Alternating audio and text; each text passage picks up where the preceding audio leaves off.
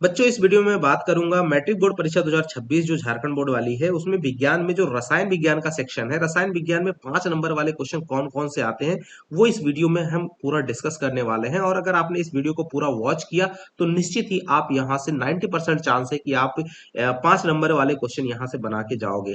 Actually science में जो है 3 सेक्शन होते हैं, फिजिक्स केमिस्ट्री और बायो, और 6 क्वेश्चन आते हैं जिसमें से 4 क्वेश्चन आपको करने होते हैं 5 नंबर वाले। तो अगर ऑन एवरेज की बात करें तो दो दो क्वेश्चन सभी से पर सब्जेक्ट पड़ जाते हैं, फिजिक्स से भी और केमिस्ट्री और रसायन और बायो से भी, राइट। तो चलिए इसमें हम देखेंगे और बहुत नई नई चीजें आपको सीखने को मिलेंगी, एकदम गारंटेड। जो बच्चे अगर कुछ नया सीखने वाले हैं उनको भी बहुत कुछ नया यहाँ पे मैं बताऊंगा, कॉन्सेप्चुअल नॉलेज। तो पहला क्वेश्चन आपके सामने है कि ये संरचना सूत्र देखिए, निम्नलिखित यौगिकों के संरचना सूत्र आपको लिखने हैं। एक्चुअली ये जो नाम दिए हुए हैं ए में एथेनोइक अम्ल, ब्रोमोपेंटेन, ब्यूटेनोन, हेक्सेनल और प्रोपेनॉल, ये एक्चुअली क्या है, आईयूपीएसी पद्धति के नाम है। आईयूपीएसी कई बार क्या होता है कि फॉर्मूला दे देगा और पूछेगा कि इसका आईयूपीएसी पद्धति में नाम लिखो, उल्टा भी कर सकता है, राइट। लेकिन यहाँ पर हमको क्या कह रहा है, आईयूपीएसी पद्धति में नाम दे दिया है और पूछ रहा है कि इसका स्ट्रक्चरल फार्मूला यानी कि संरचना सूत्र आपको बनाने के लिए कह दिया है। तो अब इसको कैसे, संरचना सूत्र बनाने के लिए जब नाम सीधा सीधा दे देगा तो हमको फॉर्मूला भी पता करना पड़ेगा।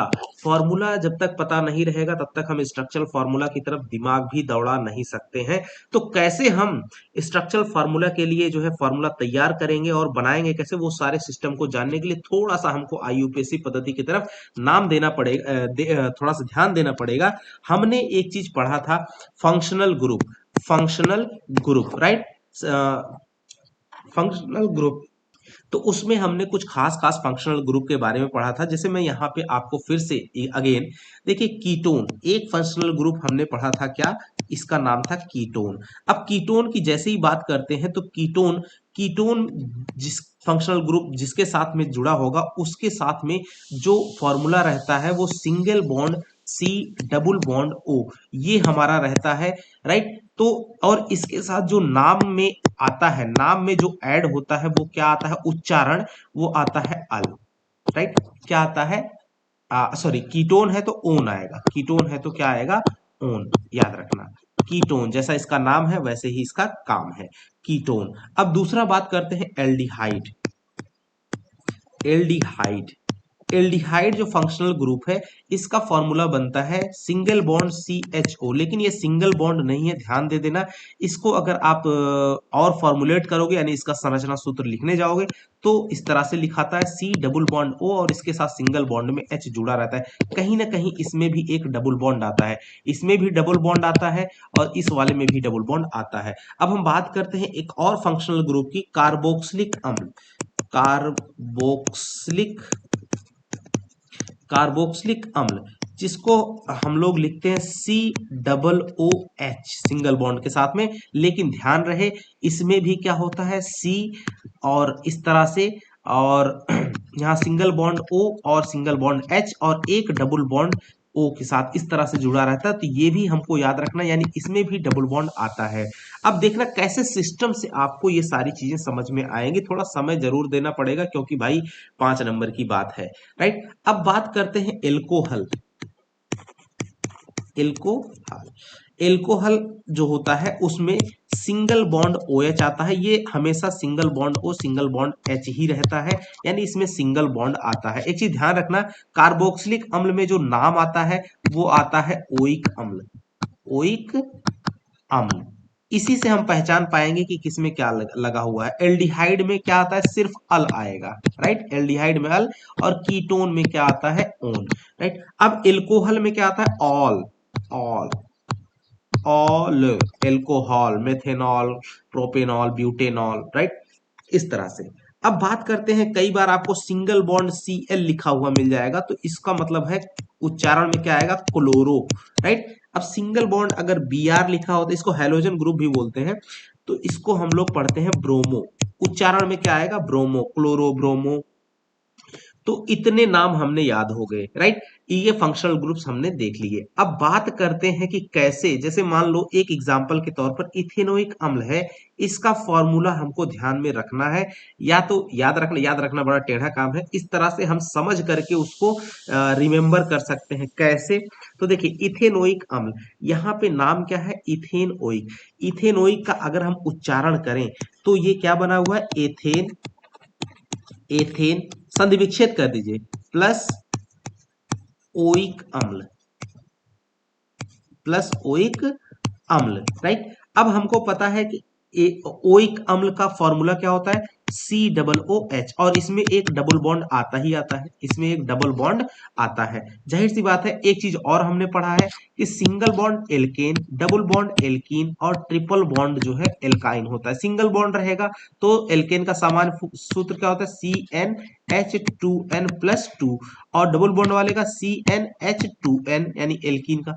अब उसके बाद ट्रिपल बॉन्ड CnH2n-2 होता है। यहां से हम फॉर्मूले में जो कार्बन एटम की नंबर है, n मतलब कार्बन एटम का नंबर, वो डाल करके देख लेंगे। अब जैसे एथेन है, यहाँ पे क्या कह रहा है? एथेन। तो अब ध्यान देना है, अगर कार्बन एटम का नंबर है 1 2 3, एक है तो मेथ, फिर 2 है तो एथ, 3 है तो प्रोप, फिर मेथ एथ प्रोप, फिर ब्यूट, फिर 5 रहेगा तो पेंट, 6 रहेगा तो हेक्स, 6 रहेगा तो हेक्स, 7 रहेगा तो हेप्ट, 8 रहेगा तो ऑक्ट, 9 रहेगा तो नोन, और 10 रहेगा तो डेक पढ़ा जाता है। इसको हमको याद रखना है। अब इन सभी को मिला करके हमको सिस्टम से रखना है। जैसे यहाँ पे आपने संधि विच्छेद किया था तो क्या है? एथेन, एथेन मेथ एथ। एथ कब आता है? जब कार्बन एटम 2 हो, यानी n=2 हो। तो n=2 हो और यहाँ पे डबल बॉन्ड आ रहा है, इसका मतलब है कि हमको कौन सा ये वाला यूज करना है फॉर्मूला? CnH2n। और यहाँ पे जैसे ही हम n बराबर 2 डालेंगे तो C2H क्या हो जाएगा? 4। जाहिर सी बात है कि इसमें C2H4 आने वाला है, यानी कि कार्बन की संख्या 2, हाइड्रोजन की संख्या 4 रहेगी। किसमें? एथेनोइक अम्ल में। अब उसमें से इतना तो फिक्स है, COOH फिक्स है, COOH फिक्स हो चुका है, यानी एक कार्बन यहाँ पे है और एक हाइड्रोजन यहाँ पे है, ओ तो रहना ही रहना है। तो 2 कार्बन में से एक कार्बन यहाँ यूज हो चुका है और H4 होना चाहिए एक यहाँ पे, तो क्या बचता है? CH3 बचता है, राइट। तो क्या बचता है? CH3, उसको यहाँ पे आगे में ऐड कर दिया तो क्या बच गया हमारे पास? फॉर्मूला ये आपका तैयार हो गया। इसका मतलब है इथेनोइक अम्ल का फॉर्मूला क्या बन गया? CH3COOH। ये हमारा इथेनोइक अम्ल का फॉर्मूला। तो यहाँ पे देखिए CH3COOH। अब अगर आप ध्यान दोगे तो मैंने आपको स्ट्रक्चरल फॉर्मूला भी बताया था COOH का। क्या था? C डबल बॉन्ड सॉरी, सी के साथ में सिंगल बॉन्ड O और सिंगल बॉन्ड H, और फिर डबल बॉन्ड ऐसे करके में O आपको लग जाता था। इसके पहले CH3 था तो एक C यहां लगा दीजिए, H H H और H। इस तरह से आपने देख लिया कि ये आपका फॉर्मूला रेडी हो गया, जो कि यहाँ पे पहले से ही बना हुआ है। तो अगर आपने इतनी बातें ध्यान रख ली बच्चों, वीडियो थोड़ा लॉन्ग हो जा रहा है लेकिन डोंट वरी, देखिएगा लास्ट तक, मजा जरूर आएगा, राइट। तो इतना भी अगर आपने कर लिया तो आप आराम से स्ट्रक्चरल फॉर्मूला एकदम सिंपल तरीके से बना ले जाओगे। अब बात करते हैं ब्रोमोपेंटेन। ये देखिए दूसरा नंबर ब्रोमोपेंटेन, पहले फॉर्मूला। तो ब्रोमो आ रहा है, जाहिर सी बात है इसमें एक Br आएगा। ब्रोमो आने का मतलब एक क्या होगा? Br आना है, आना है। अच्छा Br किसकी जगह पे आता है अभी वो भी पता चल जाएगा। तो ब्रोमोपेंटेन को क्या लिख सकते हैं? यहाँ पे हम लोग लिखेंगे pentane, right. Pentane plus bromo, right. तो ऐसे लिख सकते हो ब्रोमो प्लस पेंटेन। तो एक्चुअली यहाँ पेंटेन आ रहा है, एन आ रहा है, राइट। और ये सिंगल बॉन्ड में है तो जाहिर सी बात है कार्बन हाइड्रोजन सिंगल बॉन्ड है और पेंटेन है, तो meth eth prop ब्यूट paint. Paint का मतलब है 5, एन यानी कार्बन नंबर, कार्बन के नंबर कितने हैं? 5। जैसे ही 5 है और सिंगल बॉन्ड वाला है तो जाहिर सी बात है CnH2n+2 फॉर्मूला लग जाएगा। तो C5 और H 5 दूनी 10 2 12, C5H 12।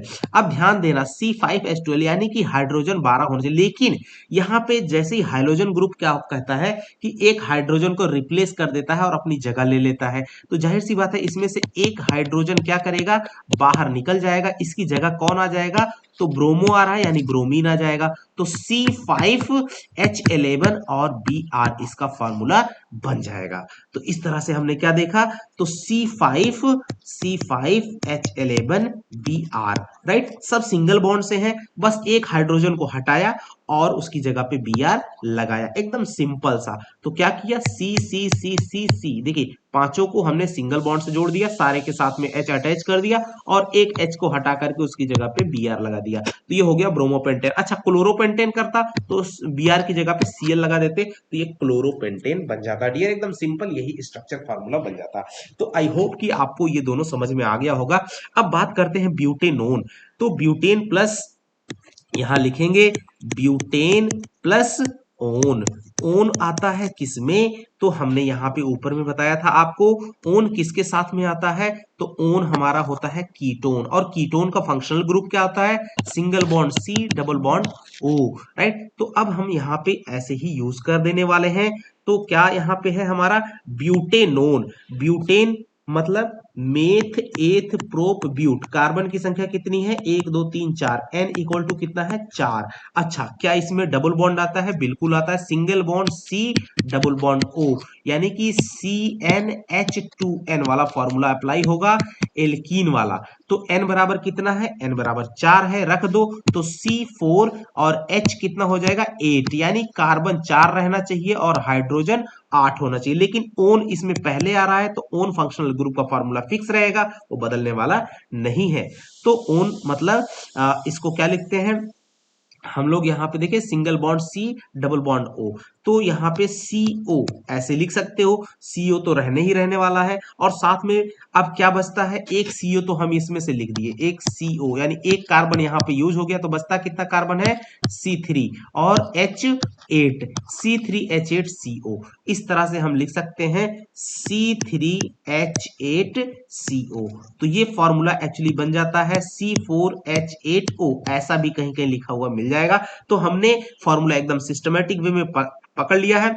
अब क्या करेंगे, कार्बन कार्बन कार्बन, चारों कार्बन जो कि हमारे पास यहाँ पे C4H8 है कनेक्शन के हिसाब से, तो चारों को चेन में हमने जोड़ दिया। एक कार्बन के साथ में, ये देखिए एक कार्बन के साथ में ऑक्सीजन डबल बॉन्ड में रहेगा, वो हमने यहाँ पे लगा दिया, आप कहीं पर भी लगा सकते हो। बाकी सभी के साथ में क्या कर देना है, हाइड्रोजन जितने बचते हैं उतने हाइड्रोजन ऐड कर देने हैं, तो 1 2 3 4 5 6 7 8, राइट, आप इस तरह से ऐड कर देंगे। तो ये स्ट्रक्चरल फार्मूला बन गया ब्यूटेनोन का। अब बात करते हैं अगर हेक्सेनल, हेक्सेनल, अब यहाँ पे हेक्सेन क्या हो जाएगा, हेक्सेन और प्लस अल, राइट, हेक्सेन अल, अल का मतलब एल्डिहाइड ग्रुप, फंक्शनल ग्रुप चल गया है, एल्डिहाइड यानी कि CHO। अब CHO में भी हमने क्या देखा था कि डबल बॉन्ड, इसका structural formula single bond C और इस तरह से डबल बॉन्ड O और H इस तरह से ऐड होता है, आप इसको ऐसे भी लिख सकते हो C डबल बॉन्ड O और सिंगल बॉन्ड H, कैसे भी लिखो कोई दिक्कत नहीं है, राइट। तो ये हमारे पास CHO जुड़ गया है। एक्चुअली अब हेक्सेन है, अब यहाँ पे डबल बॉन्ड आ रहा है, जाहिर सी बात है CnH2n बनेगा, तो कार्बन की संख्या कितनी है, हेक्सेन, तो meth eth prop ब्यूट paint hex, 1 2 3 4 5 6 हो गया, एन बराबर कितना आ गया 6, तो 6 जैसे रखेंगे तो C6H कितना आ जाएगा 12, C6H12। तो जाहिर सी बात है H हमारे पास कितना होगा, हाइड्रोजन 12 बनना चाहिए, कार्बन 6 होना चाहिए। तो अब कार्बन 6 है, तो अब एक कार्बन यहाँ पे और एक हाइड्रोजन यहाँ पे पहले ही ऑलरेडी यूज हो चुका है, तो कितना कार्बन यानी CHO इसके पहले, अब कितना कार्बन कितना हाइड्रोजन बचता है, तो C5H11, तो ये फॉर्मूला बन गया C5H11 CHO, C5H11CHO, ये हमारा हेक्सेनल का फॉर्मूला बन गया। अब सभी 6 कार्बन को इस तरह से चेन में जोड़ देंगे और ये हमारा CHO फंक्शनल ग्रुप का स्ट्रक्चर बना दिया, सिंपल सा आपके सामने स्ट्रक्चर तैयार है। अब बात करते हैं प्रोपेनॉल की।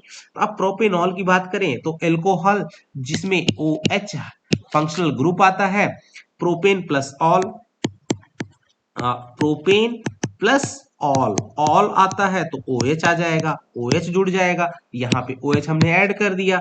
अब बात करते हैं प्रोपेन, एक्चुअली इसमें सब सिंगल ग्रुप है, सिंगल बॉन्ड है, तो CnH2n+2 जुड़ जाएगा। अब N कार्बन यहाँ पे प्रोपेन है, मेथ एथ प्रोप, यानी N बराबर कितने कार्बन है, 3, तो 3 कार्बन की जगह जैसे C3, अब 3 दूनी 6 2 8, C3H8 बन जाएगा। अब इसमें से एक H यहाँ पे है ऑलरेडी, एक H जो है ये देखो यहाँ यूज हो चुका है, तो अब OH तो ऐसे लगा रहेगा, कितने कार्बन है, C3H कितना बच जाता है, 7, क्योंकि एक H यहाँ पे है, C3H7OH, इसको ऐसे लिखा जाएगा C3H7OH।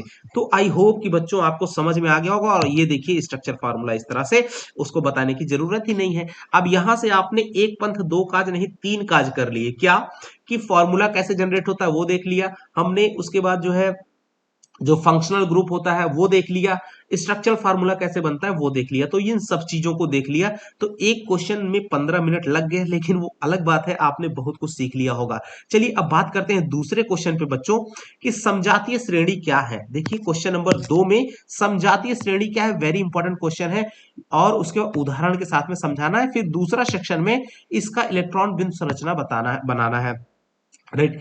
तो इलेक्ट्रॉन बिंदु संरचना बताना है, वो जैसे अभी आपने स्ट्रक्चरल फार्मूला बताया वैसे ही इलेक्ट्रॉन बिंदु संरचना भी बनाई जाती है। तो देखिए एथेनोइक अम्ल अभी हमने पढ़ा था पीछे में ही ना, पीछे में पढ़ा था यहाँ एथेनोइक अम्ल, ये देखिए एक कहाँ गया, यस ये रहा एथेनोइक अम्ल, CH3CH3COOH, तो ये इस तरह से हमको पता है, ये पहले ही नाम पता है, CH3COOH, एथेनोइक अम्ल कह दिया तो CH3COOH, ये फॉर्मूला लगेगा। H2S हाइड्रोजन से सल्फाइड है, और प्रोपेनोन भी हमने पीछे में पढ़ा था, प्रोपेनोन, ये देखिए ब्यूटेनोन, मेथ, हाँ जैसे ब्यूटेनोन था, मेथ एथ प्रोप, यहाँ पे कार्बन कितने हो जाएंगे, 3 हो जाएंगे, एक कार्बन हटा दीजिए बस काम खत्म है, राइट। तो एक कार्बन जैसे कम कर देना, यहाँ से एक सेक्शन हट जाएगा, यहाँ पे एक हाइड्रोजन लग जाएगा इसकी जगह पे, हो जाएगा। चलिए अब बात करते हैं सबसे पहले कि समजातीय श्रेणी क्या है। कार्बनिक यौगिकों का वह समूह जिनका सामान्य सूत्र एवं क्रियात्मक समूह एक जैसा होता है उसे समजात श्रेणी कहते हैं, तथा उनके सदस्यों को हम लोग समजात गण कहते हैं, राइट। इसके दो क्रमागत समूहों के बीच में CH2 का अंतर होता है, तथा प्रत्येक क्रमागत सदस्य का अणुभार में 14U का अंतर आता है। जैसे मेथेनॉल CH3OH, इसका फॉर्मूला है एथेनॉल CH3CH2OH, यानी C2H5OH, इसको लिख सकते हो, क्या लिखते हो, C2H5OH, राइट, ऐसे लिख सकते हो। प्रोपेनॉल यहाँ पे लिख सकते हो, इसका फॉर्मूला क्या होता है, एक कार्बन, दो कार्बन, तीन कार्बन, तो यहाँ पे C3 और H5, 3 2 5 2 7, C3H7OH, अभी हमने पीछे लिखा हुआ था प्रोपेनॉल आया था, राइट। इस तरह से हमने इसको याद रखना है।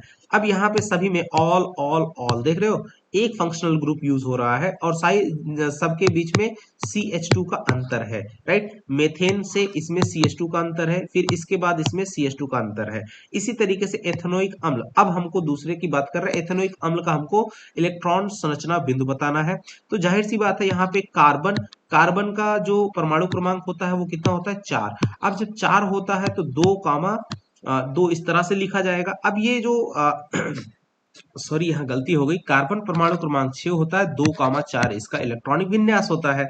तो यानी कि जो आउटर सेल है कार्बन की, वहां पे 4 जो इलेक्ट्रॉन है वो है। तो यहाँ पे आप देख सकते हो कार्बन के 4 इलेक्ट्रॉन यहाँ पे हर जगह पे दर्शाए गए हैं। इसी तरह से 1 और 2 3 और 4, ये देखिए ऑक्सीजन, ऑक्सीजन का 8 होता है, तो 2 कामा 6 हो जाएगा, तो आउटर सेल में 6 इलेक्ट्रॉन है, तो ये देखिए 2 2 4 5 और 1 6, इस तरह से आपको दर्शाए दिए गए हैं। हाइड्रोजन का परमाणु क्रमांक 1 होता है, तो आउटर सेल में एक ही इलेक्ट्रॉन बचता है, तो जो कि ये यहाँ पे एक, यहाँ पे एक, यहाँ पे हर हाइड्रोजन के साथ में ऑक्सीजन का यहाँ पे आपने देख लिया 6 6। तो इस तरह से ये आप क्या कर देंगे, स्ट्रक्चर बना देंगे। अब एक्चुअली है क्या, CH3COOH, ऊपर में हमने इसका स्ट्रक्चर फार्मूला बनाया था, तो कार्बन कार्बन, राइट, 2 कार्बन हमने जोड़ दिया। अब कार्बन के साथ में उसका जो बिंदु संरचना है, इस तरह से एक को हमने क्या कर लिया, ये मान लिया, देख रहे हो, ये इलेक्ट्रॉन इसके बना लिए। अब ये सहसंयोजी बॉन्ड बनाते हैं, किसके किसके साथ में कैसे कैसे जुड़े हैं। एक हाइड्रोजन कार्बन के एक एटम एक इलेक्ट्रॉन के साथ में मिलकर के अपना जो सेल है वो कंप्लीट कर लेता है। इसी तरह से हाइड्रोजन हाइड्रोजन के साथ जुड़ जाते हैं और ये आपका जो कंप्लीट है एक स्ट्रक्चर फार्मूला, स्ट्रक्चर नहीं है ये बिंदु संरचना है, ये बन जाते हैं। और एक्चुअली क्या है, स्ट्रक्चर फार्मूले में कुछ नहीं होता, ये इलेक्ट्रॉन एक साथ में बॉन्ड बना दिए, इसी को हम लोग बॉन्ड कह देते हैं। ये देखिए बॉन्ड बन गया, राइट। तो यहाँ पे अब यहाँ पे कार्बन के 2 इलेक्ट्रॉन है तो यहाँ पे डबल बॉन्ड जुड़ जाता है ऐसे, राइट। यहाँ पे सिंगल बॉन्ड। तो क्या पढ़ा था आपने, एच, यहाँ पर भी एच रहता है, ये सी रहता है, ये एच रहता है, उसके बाद फिर ये सी रहता है, डबल बॉन्ड ओ रहता है, यहाँ पे एच रहता है।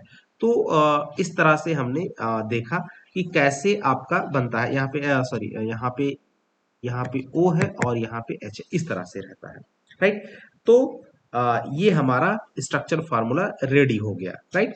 तो अब ऐसे ही हमारा हाइड्रोजन सल्फाइड का भी हमको बनाना है। सल्फर का क्या होता है, 16 होता है, तो 2 8 6, इसका भी लास्ट में 6 बन जाएगा। तो ये देखिए 6 इलेक्ट्रॉन इसके दर्शा दिए गए हैं, राइट। अब हाइड्रोजन का एक होता है, इसके साथ ये आपका आसानी से बना लेगा, राइट। एक इलेक्ट्रॉन हाइड्रोजन का, एक जो है सल्फर के साथ में लेकर के सह संयोजक बंध बना दिया, इधर वाला बना दिया, और इस तरह से इलेक्ट्रॉन बिंदु संरचना बन गई। अब प्रोपेनॉन का इसी तरह से हमने बना लेना है। तो आप देख सकते हो हाइड्रोजन का कितना हो जाएगा, आउटर सेल में एक इलेक्ट्रॉन, ऑक्सीजन का 8 होता है तो 2, 6 बनेगा, इसमें 6 इलेक्ट्रॉन।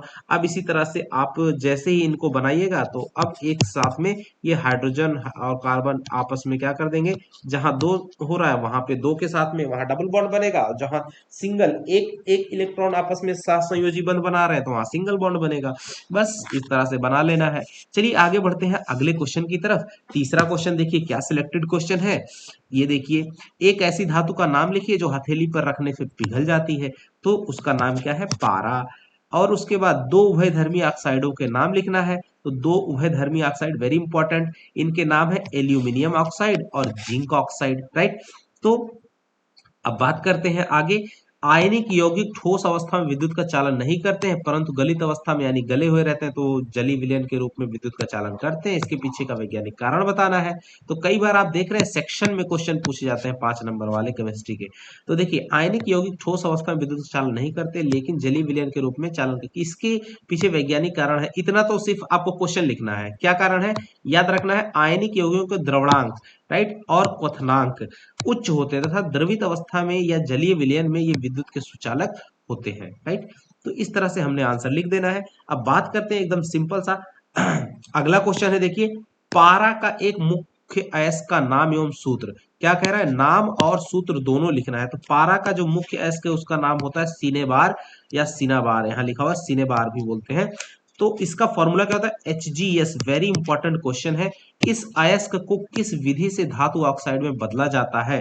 अब यह ध्यान देना, वायु में गर्म करने पर सबसे पहले मर्क्यूरिक ऑक्साइड यानी HgO में बदल जाता है, और अधिक गर्म करने पर मर्क्यूरिक ऑक्साइड का मरकरी में अपचयन हो जाता है।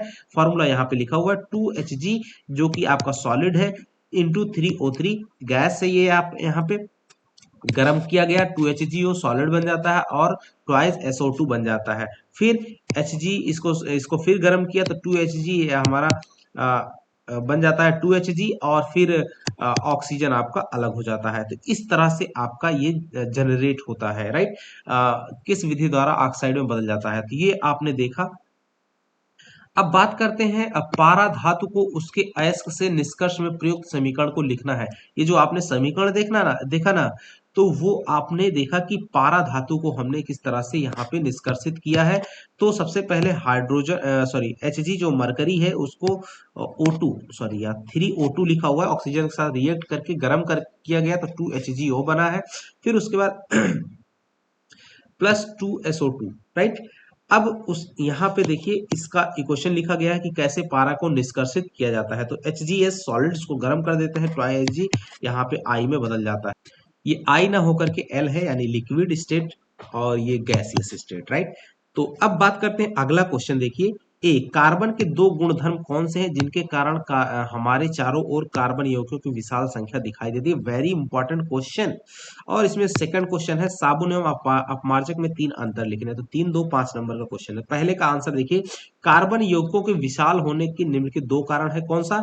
कार्बन यौगिकों में श्रृंखलन का गुण यानी चेन सिस्टम होना, राइट। और कार्बन की चतुसंयोजकता यानी कि इसकी जो बैलेंसी है वो आपकी 4 होती है।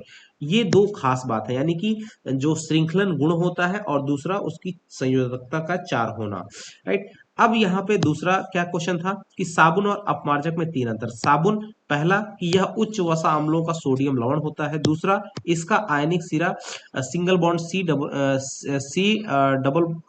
डबल ओ नेगेटिव और Na पॉजिटिव होता है, राइट। इसका जैव अपघटन आसानी से होता है, इसलिए यह जल प्रदूषण उत्पन्न नहीं करते हैं। कौन? साबुन। अपमार्जक की बात करें, पहली बात, यह लंबी श्रृंखला वाले सल्फोनिक अम्लों के सोडियम लवण होते हैं। सल्फोनिक अम्लों के, ध्यान देना।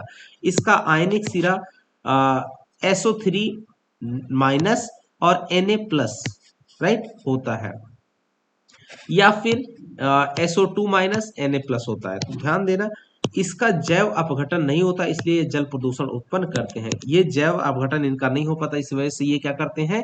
जल प्रदूषण उत्पन्न करते हैं, राइट।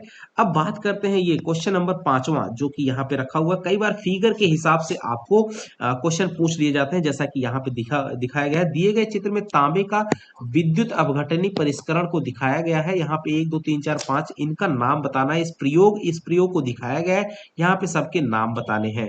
अब ध्यान देना है, सबसे पहला यहाँ पे 1 नंबर लिखा हुआ है, यानी ये जो रॉड है, इस रॉड का नाम यहाँ पे एक्चुअली नेगेटिव सिरा है, तो ऋणात्मक सिरा को हम लोग क्या कहते हैं? कैथोड। तो पहले का नाम क्या हो जाएगा? कैथोड।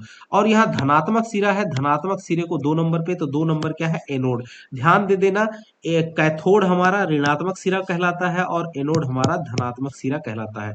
अम्लीय कॉपर सल्फेट विलयन है 3 नंबर पे। ये जो घोल आपको दिख रहा है, ये अम्लीय कॉपर सल्फेट का विलयन है, राइट। कॉपर सल्फेट CuSO4 अम्लीय है, राइट। और चौथा, यहाँ पे नीचे आप देख पा रहे हो जो ब्लैक कलर से ये जो जमा हुआ है, ये हमारा अपद्रव्य है, राइट, इम्प्योरिटी। अब बात करते हैं पांचवा कहाँ पे लिखा हुआ है? पांचवा यहाँ पे ये देखिए, ये जो इकट्ठा हो रहा है किसके पास में? दूसरा जो एनोड वाली छड़ है उसके पास में जो चीज इकट्ठा हो रही है वो हमारा Cu+ है, राइट, कॉपर आयन है। तो इस तरह से इनके नाम लिखने काफी इंपॉर्टेंट है, ये कई बार आता है। एक और ऐसे ही क्वेश्चन है, दूसरा दिया हुआ है, चित्र में लवण के विलयन की चालकता का प्रयोग दिखाया गया है, तो उसमें आपको सबके नाम लिखने हैं। तो जाहिर सी बात है, पहला का नंबर क्या है? एकदम सिंपल सा दिया हुआ है, ये है हमारा बल्ब। दूसरा क्या है? इसको हम लोग स्विच कहते हैं, फिजिक्स में भी हमने आपको समझाया है। अब उसके बाद तीसरे नंबर पे अगर आप देखेंगे तो ये ग्रेफाइट की छड़ है। तीसरे नंबर पे ये क्या है? ग्रेफाइट की छड़ है। चौथे नंबर पे ये दर्शा रहा है, ये हमारा बीकर है। और 5वें नंबर पे लवण का विलयन है जो कि यहाँ पे भरा हुआ है, राइट। तो इस तरह से प्रयोग यानी पिक्चर दे करके क्वेश्चन पूछ लिए जाते हैं। 7वां क्वेश्चन है, आयनिक आबंध क्या है? तो वह स्थिर वैद्युत आकर्षण बल जो दो विपरीत आवेशित आयनों को एक साथ बांधे रखता है, उसे आयनिक आबंध कहते हैं। आयनिक यौगिकों के गुणधर्म लिखिए। तो आयनिक आबंध वाले अणुओं में धनायन और ऋणायनों के बीच प्रबल आकर्षण बल की उपस्थिति के कारण निम्नलिखित गुण देखे जाते हैं। कौन कौन से? आयनिक आबंध सभी बंधनों में सबसे मजबूत होते हैं। आयनिक आबंध में चार्ज पृथक्करण होता है, इसलिए वे उचित माध्यम में सभी बंधनों में सबसे अधिक प्रतिक्रियाशील होते हैं। आयनिक आबंध अणुओं का गलनांक और क्वथनांक उच्च होता है, और इनके अणु जो होते हैं अपने जलीय घोल में या पिघली हुई अवस्था में बिजली के अच्छे संवाहक होते हैं, राइट। ऐसा आयनों की उपस्थिति के कारण होता है जो आवेश वाहक के रूप में काम करते हैं। अब बात करते हैं कि इलेक्ट्रॉन के स्थानांतरण द्वारा Na2O के निर्माण को हमको दिखाना है। तो सबसे पहले NaO यानी Na यानी सोडियम, जिसका परमाणु क्रमांक 11 होता है, इलेक्ट्रॉनिक विन्यास 281 यहाँ पे लिखा हुआ है। तो इस तरह से ये एक जो इलेक्ट्रॉन है उसको क्या कर देता है? त्याग देता है। तो ये अपना कंप्लीट अष्टक जो है पूरा कर लेगा। तो एक इलेक्ट्रॉन इसने निकाला, इसलिए इस पे एक पॉजिटिव चार्ज जनरेट हो गया। ये हो गया सोडियम कैटायन। कैटायन धन आयन को हम लोग कैटायन भी बोलते हैं। अब इसी तरह से ऑक्सीजन का हमने देखा, ऑक्सीजन 2 6 होता है, तो ये 2 इलेक्ट्रॉन लेकर के अपना अष्टक पूरा करेगा, इसलिए इसके ऊपर 2 नेगेटिव चार्ज हो जाता है। तो नेगेटिव चार्ज वाले को हम लोग एनायन बोलते हैं। ध्यान देना, कैटायन धन आवेश, एनायन ऋण आवेश। ठीक है। अब उसके बाद जैसे सोडियम Na2 है, यानी कि दो Na लिया गया है, एक Na यहाँ पे, एक Na यहाँ पे, एक इलेक्ट्रॉन यहाँ पे बाहर में, इसके साथ में एक इलेक्ट्रॉन यहाँ पे। ऑक्सीजन के साथ में देखिए दो जगहें खाली हैं, तो ये दोनों इलेक्ट्रॉन, ये देखो सोडियम जो है ऑक्सीजन को, ये एक सोडियम ऑक्सीजन को एक इलेक्ट्रॉन ये दे दिया, और दूसरा वाला सोडियम भी एक इलेक्ट्रॉन दे दिया। इस तरह से ऑक्सीजन का भी अष्टक पूरा हो जाता है और दोनों जुड़ करके Na2O बना देते हैं इस तरह से। तो आई होप कि आपको समझ में आ गया होगा बच्चों। चलिए अब बात करते हैं मिशेल क्या है। वेरी इंपॉर्टेंट क्वेश्चन, मिशेल क्या है? जल साबुन में पानी, जब साबुन के पानी में चिकना या गंदगी तेल मिलाया जाता है, गंदगी या तेल मिलाया जाता है, तो साबुन के अणु खुद को छोटे छोटे समूहों में व्यवस्थित कर लेते हैं, जिन्हें मिशेल कहा जाता है। अब साबुन की सफाई की प्रक्रिया विधि को आपको समझाना है, तो चलिए बात करते हैं। सबसे पहले यहाँ पे आपको मिशेल का निर्माण वाला जो फिगर है इसको बना लेना है। तो यहाँ पर ये जो आपको दिख रहा है, ये गंदगी या फिर तेल की बूंदें होती हैं, और ये जो साइड में आपको दिख रहे होंगे, ये हमारे सोडियम यानी Na+ वाले आयन होंगे। इसको हम लोग जल रागी सीरा कहते हैं। और ये जो तीर जैसा ऐसे टेढ़ा टेढ़ा, इसको साबुन के अणु कहते हैं, या जल विरागी सीरा, राइट। यानी इसमें ये जल को छोड़ करके, जल नहीं रहता, इसमें जल रहता है, पानी के अणु पानी के साथ में रहता है, और ये पानी के से अलग होता हुआ, राइट। अब यहाँ पे इसी के प्रोसेस को हमने दिखा देना है। साबुन के दो छोर होते हैं। साबुन का सोडियम लवण छोर यानी कि Na+ वाला आयनिक छोर होता है, जिसे शीर्ष कहते हैं, और दूसरा सिरा हाइड्रोकार्बन छोर होता है, जिसे पुछल्ला कहते हैं। ये हमारा ये तेल वाला है, राइट। साबुन के ये देखो जल विरागी साबुन का, और ये तेल हाइड्रोकार्बन वाला जो सिरा होता है। साबुन का पुछल्ला भाग तेल या ग्रीस हाइड्रोकार्बन में घुल जाता है, तथा आयनिक शीर्ष भाग जैसे संयुक्त होकर कोलाइडी कण बना लेते हैं, जिन्हें मिशेल कहा जाता है। जैसा कि चित्र में दिखाया गया, मिशेल के प्रत्येक कण चारों ओर से ऋणावेशित आयनिक शीर्ष से गिर जाते हैं, जो एक दूसरे से विकर्षित होकर जल में निलंबित रहते हैं, ताकि गंदगी फिर साफ होने वाली वस्तुओं से चिपक ना जाए। कपड़े को धोते समय कपड़े के मैल को हाथ से मिलाने या ब्रश द्वारा रगड़ने या कपड़े को पीटने से मैल कपड़े को छोड़ करके जल में निलंबित हो जाते हैं, यानी घुल जाते हैं, राइट। तो इस तरह से आपका जो कपड़े की सफाई हो जाती है। तो आई होप कि बच्चों आपको ये वीडियो बहुत ही जबरदस्त लगेगा और आपके लिए बहुत ही फायदेमंद रहेगा, और आपने इस यहाँ से कुछ नया जरूर सीखा। अगर कुछ नया जरूर सीखा होगा तो वीडियो को एक लाइक जरूर मारिएगा, और चैनल पे नए हैं सब्सक्राइब कर लीजिएगा। अपने दोस्तों के साथ जरूर शेयर कीजिएगा, क्योंकि जानकारी जितना आप बांटिएगा उतना ही बढ़ती है। तो मिलेंगे अगले वीडियो में बच्चों, तब तक के लिए नमस्कार, जय हिंद बच्चों।